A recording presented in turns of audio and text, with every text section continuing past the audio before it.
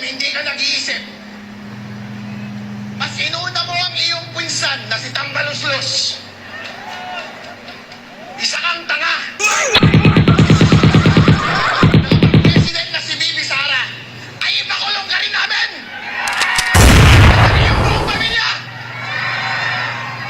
Mga walang iya kayong mga senador. Gusto nyo bang makulong din kayo?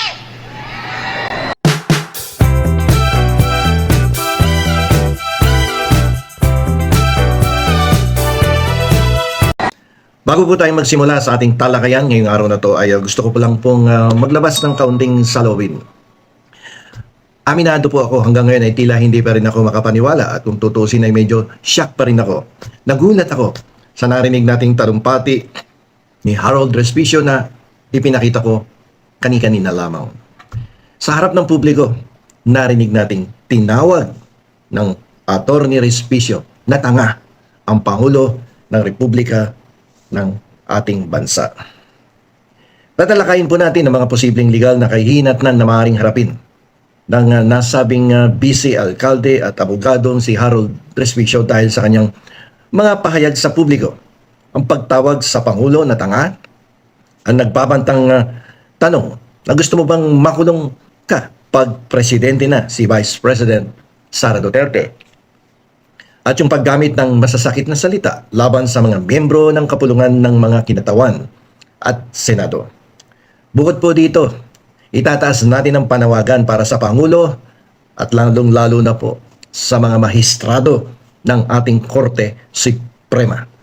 Nasimula ng pagsisiyasat motu proprio laban sa kanya dahil sa pag-uugaling hindi angkop sa isang opisyal ng hukuman, officer of the court, at paggamit ng mapang-abusong wika laban sa mga mambabatas. Kami pong mga abogado kapag nakakakita ng ganito ay medyo naaapektuhan sapagkat kami ay damay dito sapagkat mataas po ang pagtingin sa amin ng mga mamamayan. At kung makakakita tayo ng mga kasamahan natin sa legal na profesyon ay para bang nadadamay natin ang imahe namin bilang mga abogado. Ganyan ba kayo mga abogado magsipagsalita sa harapan ng publiko, lalong-lalo na kung binabanatan ninyo ng walang pakundangan ng mga opisyal ng ating gobyerno? Pwede mo banatan yung public officials pero dapat hindi na below the belt. May limitasyon. Sabi nga natin, ang freedom of speech and freedom of expression sa ilalim po ng ating saligang batas. Ngayon, himayin natin. Ano ba yung mga posibleng pananagutan administratively and criminally? Ang pagtawag po sa Pangulo ng tanga at paggamit ng masasakit na salita laban sa mga mambabatas ay maaaring ituring na pampubliko at may masamang layuning pagbibintang na naglalayong sirain ng dangal o reputasyon nila. Abay, dapat makarating din to sa mga House of Representatives, sa mga miyembro dyan at sa Senado. Abay, nasisira ang pangalan ninyo ng ganyan na lamang.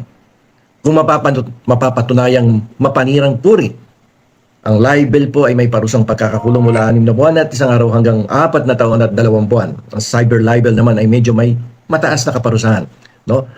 Mula 4 na taon, 2 buwan hanggang 6 na taon. So kasi ginamit mo yung internet, yung social media platforms, Facebook, TikTok, or YouTube channel.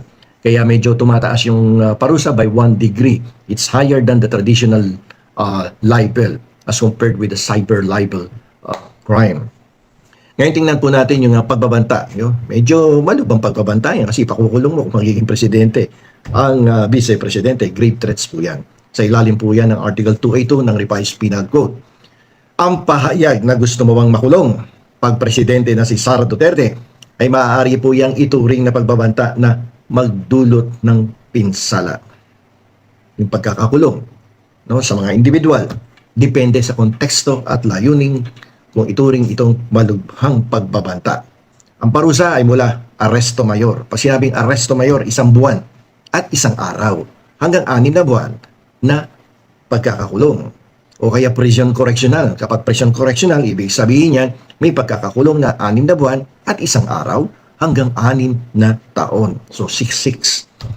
Kung ito ay itinuro sa isang taong may otoridad, maaari itong maging kwalipikadong pagbabanta sa ilalim ng Article 285 ng Revised Penal Code na may mas matinding parusa, mas mataas ang kaparusahan na makukuha ng taong nagkasala, na napatunayan na nagkasala.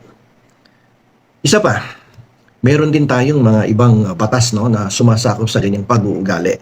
At ang paggamit po kasi ng masasakit na salita laban sa mga miyembro ng mababang kapulungan, miyembro diyan sa ating Senado, ay pwede pong ituring na pag-uugaling nagpapahina sa paggalang sa mga lupon na ito, na may parusang aresto mayor.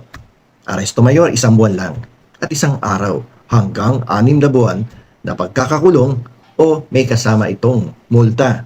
Pero ito dapat i-update na to, itong revised penal code. Medyo yung multa parang kayang-kaya ng bayaran ito ng ordinaryong tao, miski nagtitinda lang ng sorbetes. Pag ganyan ang nakakuha ng pagkakasala, ay ang multa, sabi sa revised penal code, ay 200 pesos hanggang 1,000 lamang. So, there is a need on the part of the House of Representatives and the Senate na talagang silipin na, pabilisin ang pag-aamyenda sa revised penal code, sapagkat marami ditong provision na hindi na umaangkop sa kasalukuyang sitwasyon, katulad ng mga pagmumulta ng mga taong napatunayang nagkasala, katulad dito sa kaso na to. Imagine 200 pesos ang penalty, discretionary pa kung kayang itaas yan sa 1,000 piso.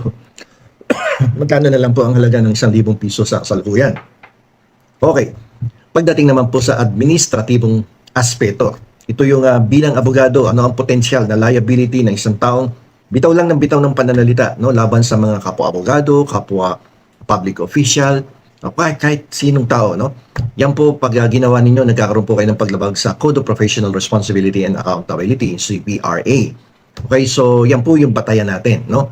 Code of Professional Responsibility and Accountability, na kung saan dito po nag-aatas ito sa mga abogado na kumilos ng may kagandahang asal, panatilihin ang dangal ng propesyon at iwasan ang nakakahiyang pag-uugali.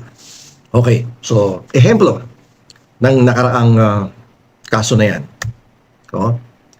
Inalis ng Korte Suprema sa pagiging abogado si Atty. Larry Gadon noong taong 2023 dahil sa kanyang mga hindi angkop na salita na nagpapakita na dapat panatilihin ng mga abogado ang mataas na pamantayang etikal sa lahat ng pagkakataon, pampubliko man o pribado. Nakita niyo naman siguro, although mabait na ngayon si Atty. Larry Gadon, hindi na basta-basta nagsasalita yan. Pero nung mga nakarang administrasyon, siguro sa taas ng emosyon at sa galit sa mga taong hindi nakakaintindi. Madalas siya magsalita ng isang, alam niyo na kung ano yung madalas bitawan na salita ni Atty. Gadon na nagbunsod sa Korte Suprema na tanggalin ang lisensya niya bilang abogado. So, ano yung mga parusa? Depende sa paglabag. Ang mga parusa ay pwedeng kabilang ang pagsaway, suspensyon o pag-alis sa pagsasagawa ng abogasya. So may hirap to, no? Kasi alam niyo po, ang hirap-hirap mag-aral ng abogasya. Puyat, no? Pera, mahal lang ang tuition fee dyan sakripisyo, pati yung kalusugan mo, minsan naapektuhan dyan Magkakasakit ka talaga dyan dahil sa pressure. O araw-araw recitation, araw-araw research, no? So hindi biro maging isang abogado. Kaya dapat pag abogado na kayo, ay pag-ingatan ang dangal at integridad ng legal na profesyon. Ngayon, may panawagan po tayo. Dapat po bigyang pansin ng Pangulo ng Republika ng Pilipinas at lalong-lalo na ng ating Korte Suprema ang kasong ito at simulan ng pagsisiyasat. Simulan po ang investigation motu proprio laban kay Atty. Harold Respicio. Kasi po may kapangyarihan sila dyan kahit walang complainant. Motu proprio, in its own initiative, pwede po yung mag-imbestiga. Kasi bilang isang opisyal ng hukuman, may mataas na inaasahang pamantayan ng pag-uugali at etikal na pagkilos si Atty. Respicio. Ang kanyang mga pahayag na mapang-abuso laban sa mga mambabatas at ang kanyang pag-uugaling hindi po angkop at ay hindi lamang po ito nagpapahina sa kanyang sariling dangal, kundi pati na rin sa buong legal profession, sa buong profesyon ng abogasya at sa mga institusyon ng gobyerno. Ang pagpapakita mo ng galing bilang abogado ay hindi nasusukat sa para kang referee do sa boxing, no? Ni Pacquiao, no? Yung boses, ginagaya mo yung referee ng boxing. Hindi magandang tingnan. Nakaka-degrade, no? Ng dignidad ng isang abogado. Damay kami doon. Nandadamay kami tuloy dito. Ang Korte Suprema po ay bilang may kapangyarihan sa pagsusuri at pagdidisiplina sa mga abogado ay may tungkuling tiyakin na ang mga membro ng bar ay sumusunod sa mga pamantayang etikal. Dapat mini-maintain yun Ang pagsisimula ng pagsisiyasat. Nabubulol na ako. ang pagsisimula ng pagsisiyasat motu proprio ay magpapakita ng walang sino man ang nasa itaas ng batas at ang pag-uugaling hindi angkop ay hindi dapat tinatanggap sa legal profession. Sa kabilang side naman po, tingnan natin yung sa side ng Pangulo. Ang Pangulo po bilang pinuno ng ehekutibong sangay, bilang Chief Executive Officer ng Executive Department at tagapagpatupad ng lahat ng batas na umiiral dito sa ating bansa, ay maaari ring magbigay ng pansin sa kasong ito upang tiyakin na ang mga karapatan at dangal na mga iniinsulto ay pinoprotektahan. Bilang pagtatapos po, ang kaso pong ito ay nagpapakita ng kahalagahan ng pagiging responsable sa ating mga salita at pagkilos, lalo na para sa mga taong may posisyon at otoridad. Umaasa po tayo na ang tamang hakbang ay gagawin upang mapanatili ang katarungan at respeto sa ating lipunan.